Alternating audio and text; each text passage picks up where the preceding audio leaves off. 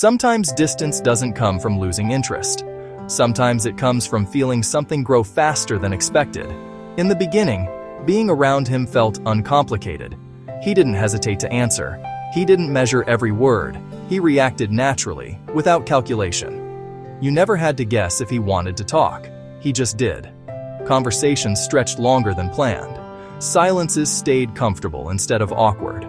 Nothing between you felt fragile. And that's exactly why he didn't notice it changing. It didn't happen in a dramatic moment. There was no confession, no sudden realization. Just a slow awareness that you existed in his thoughts even when you weren't there. He started thinking about what you would say before you said it, remembering details he normally would forget. And that awareness felt different from attraction. Attraction is simple. This felt constant. He didn't panic immediately. At first, he leaned into it, stayed a little longer, asked a few more questions than necessary, replayed conversations in his head without meaning to. But gradually, he noticed something unfamiliar. He couldn't turn it off. Your presence followed him into quiet moments, into routine, into parts of his day where no one usually lived. That's when closeness stopped feeling light. He didn't want less of you. He wanted control again. So he began slowing things down in small ways, taking longer before replying, choosing safer answers, avoiding saying the most honest thought first. Not because he planned distance, because instinct told him to regulate. From your side, it looked inconsistent. From his side, it felt like balance.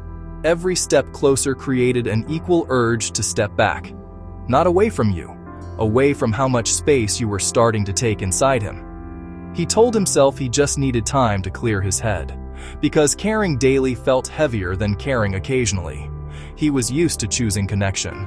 Now connection appeared on its own. He'd wake up already thinking of something to tell you, and that scared him more than silence ever did. So he created pauses, not to leave, to feel separate again, to remember who he was without the constant pull towards someone else's presence. You felt the shift and tried to understand it. But from where you stood, it looked like uncertainty. From where he stood, it felt like self-protection. He didn't want to disappear. He didn't want to replace closeness with absence. He just wanted the feeling to slow down enough to make sense. Because he liked you. And that was the problem. Liking meant risk. Not dramatic risk. Quiet emotional dependence. The kind that changes daily habits. The kind that makes someone matter before you decide they should. He needed distance to think clearly again. Not distance from you, distance from the intensity forming inside him. So he pulled back slightly. Still present, still warm, still responding. Just not as fully as before. Enough to breathe. Not enough to lose connection. He hoped you would understand without asking, because explaining it would make the feeling more real than he was ready for. And he wasn't trying to end what existed. He was trying to keep it from becoming something he couldn't manage. To you, it felt like mixed signals. To him, it felt like learning how to stand inside a feeling without letting it decide everything.